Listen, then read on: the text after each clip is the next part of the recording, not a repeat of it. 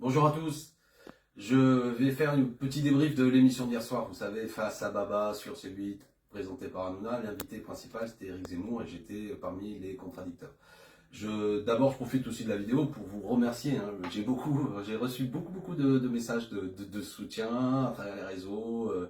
Certains étaient publics, d'autres me sont parvenus directement. Ce matin, le facteur qui est venu m'apporter un courrier m'a félicité là encore pour tout ça. Bon, ça fait chaud au cœur, hein, c'est une bataille politique et si j'y suis allé, bien sûr, c'est d'abord pour apporter la contradiction et merci à tous ceux qui ont apprécié ce que j'ai pu apporter, même si évidemment l'adversaire est rude.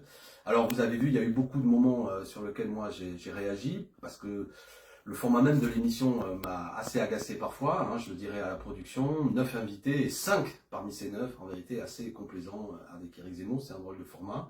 C'était dur de résister silencieusement. Notamment, je suis intervenu lorsqu'il y avait le débat sur les femmes, vous vous en souvenez. Éric Zemmour était face à Madame Moreno.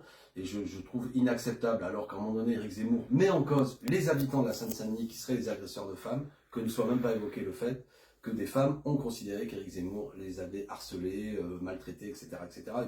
Pas un mot là-dessus. Par contre, il en profite pour insulter les habitants de la Seine-Saint-Denis. Pour moi, c'était intolérable. Après, il y a une séquence sur l'école. Je ne vais pas la refaire devant vous, mais Zemmour, il attaque l'école. Classique. On a vu ça depuis 150 ans quasiment.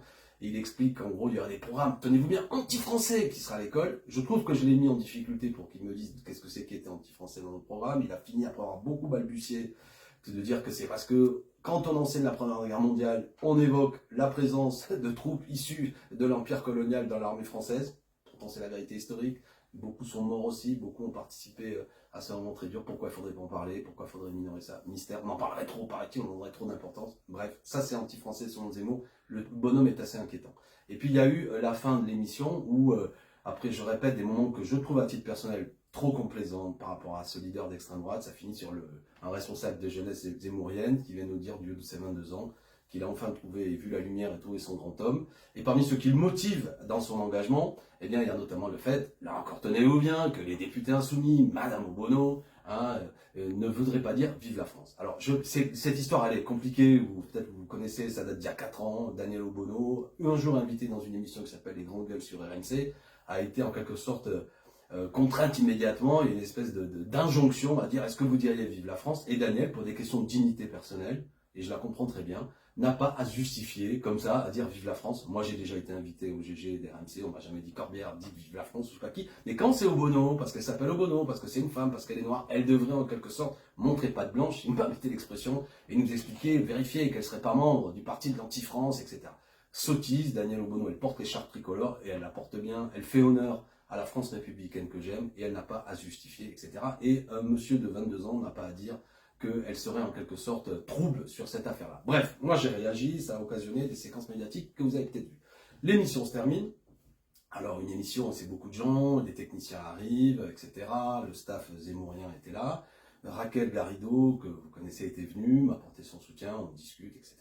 Et moi, volontairement, enfin, on laisse un peu que tout s'évacue pour ne pas avoir à croiser les uns les autres. Madame Knafo, tout l'entourage d'Éric Zemmour, au bout d'un moment, c'est trop pour moi. Et volontairement, je ne voulais pas qu'il y ait, voilà, que ça reparte, qu'on remette 100 balles dans la machine. Bon, on sort du plateau, c'est dans les studios dits de la Canal Factory à Boulogne, c'est extrêmement étroit, et là, à nouveau, on tombe sur le petit jeune des jeunesses zémouriennes avec un groupe, ils étaient 10, 15 là, et on est obligé de passer au milieu d'eux, et à nouveau, ce jeune homme qui m'avait dit que parmi les menaces qui me pesaient au nez, c'est que bientôt je redevrais retourner enseigner, parce que je serai plus député. Déjà, ça en dit long sur lui plus que sur moi, parce que retourner enseigner, c'est un honneur et un plaisir. Et si les électeurs font le choix que je ne sois pas élu, ce qui est possible, je ferai ça avec, ce sera presque une forme de récompense sur certains aspects. Bon, donc à nouveau, il fait un peu le malin. Moi, je lui dis, écoutez, vous n'avez pas le droit de mentir sur Daniel Obono. Voilà, la controverse politique est une chose, mais le mensonge, ça n'est une autre, et ça n'est pas tolérable. Raquel qui est à mes côtés aussi, et on s'aperçoit à ce moment-là, j'espère que vous me suivez, que parmi ce groupe, il y a Geoffroy Lejeune, le rédacteur en chef du journal d'extrême droite Valeurs Actuelles, qui m'a insulté, et il le refera encore la soirée, en me traitant d'islamo-collabo, en me mettant à une en photo avec Jean-Luc Mélenchon, et ce titre que je considère infamant. Pour plein de raisons que vous comprendrez. Derrière moi, dans le cadre, vous avez notamment le brassard de mon grand-père qui était résistant. Enfin, je veux dire, tout le monde sait très bien ce qu'ils veulent dire. La collaboration, la résistance, à quoi ça évoque. Moi, j'ai pas de leçon à à recevoir de la part de ces gens qui sont par ailleurs plutôt des défenseurs du maréchal Pétain. Voilà, et c'est pour ça que je vous parle aussi de ce brassard derrière moi, parce qu'au cours de tous les délires de la soirée, il y avait Zemmour qui s'en prenait aux objets qui étaient chez moi. Il s'en est même pris à mon logement. Là, je vous parle de Bagnolet. Il a menti, je ne suis pas en HLM, j'y étais pendant 17 ans, c'était aussi une fierté parce que ça correspondait à mes revenus. Et depuis que je suis député, je ne dis pas. Nombre de mensonges. Bref, vous voyez, auquel je n'ai pas répondu, parce que je ne voulais pas répondre tout le temps à ces provocations. Mais là, au milieu de ce groupe, nous on est deux, ils sont 10 ou 15, ils nous provoquent. L'autre il vient, islamo-collabo, etc. Raquel Garrido, avocate aussi de Daniel Obono, dit au jeune homme qu'il est bien en peine d'un mauvais choix d'oser parler de Daniel Obono en des termes flétrissants quand il vient avec un journaliste et directeur d'un journal qui a été condamné pour injure raciale contre Daniel Obono. Et que, voilà, les leçons, il n'a pas à les donner, il devrait même être plus modeste là-dessus, etc. Le ton monte. Raquel, dans des termes fleuris, au bout d'un moment, lui dit venir faire le flag honneur que vous avez fait vis-à-vis de votre grand chef, c'est pas glorieux, alors que vous venez là avec un journaliste et un journal condamné pour injure raciale contre une personne à laquelle vous devriez plus de respect. Je parle évidemment de Daniel Obono. Voilà, c'est comme ça chauffe. Et évidemment, ils sont nombreux, ils veulent nous impressionner et on leur répond parce que ce sont des militants d'extrême droite, etc. Je répète à Geoffroy Lejeune qu'il est indigne, qu'il n'a pas le droit de me traiter d'islamo-collabo, que c'est une injure. Et comme ça, eux aussi me répondent des trucs fleuris. Bon, j'ai même plus en tête tout ce qui se dit. Et vous avez quelqu'un qui filme, Christine Kelly. Et je me dis, mais pourquoi vous filmez? Elle me dit, c'est pour moi, elle arrête un peu, etc. Et je m'aperçois que la vidéo a été donnée à monsieur Morandini, qui, une fois de plus, est le petit télégraphiste de toute la communication zémourienne. Il l'a déjà fait, etc. Bon, franchement, c'est son affaire. Là, je vois qu'il parle même d'agression. Il devrait être plus modeste en matière d'agression parce que le concernant, et concernant lui aussi les choses qui lui sont reprochées, je propose qu'il ne revienne pas trop sur ce sujet-là.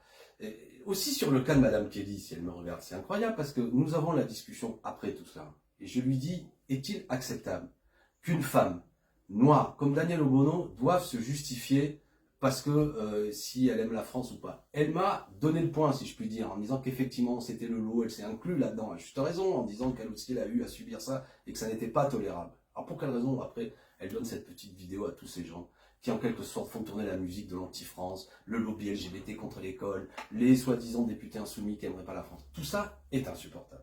Voilà, moi les amis, le combat qu'on a essayé de porter hier soir, le mini-buzz aujourd'hui, mais j'assume, voilà. Je veux dire, moi je suis pas, on était deux, ils étaient au moins 10 ou 15 militants d'extrême droite, à vouloir nous impressionner, à nous insulter à nouveau. On a répondu, le ton est monté, etc.